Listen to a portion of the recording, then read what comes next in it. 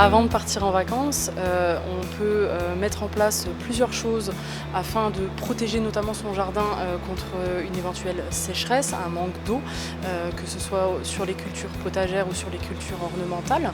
Donc tout simplement, pour commencer, on peut déjà mettre en place un paillage que l'on va venir appliquer en couche épaisse sur les massifs de fleurs, dans les jardinières ou encore sur son potager. Pour permettre à d'éventuelles pluies qui pourraient survenir lorsqu'on est parti en vacances, on peut procéder à un binage de son jardin avant le départ.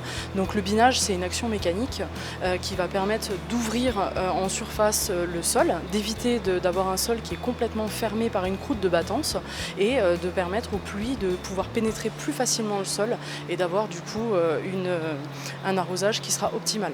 Alors si on part vraiment sur des durées assez longues, on peut aussi mettre en place des systèmes d'arrosage autonomes qui vont fonctionner seuls pendant notre absence. Donc là, on peut avoir autant des choses qui fonctionnent en goutte à goutte, donc qui vont être vraiment très ciblées sur un pot en particulier, une plante particulière au potager par exemple, ou également des arrosages type canon ou arrosage oscillant.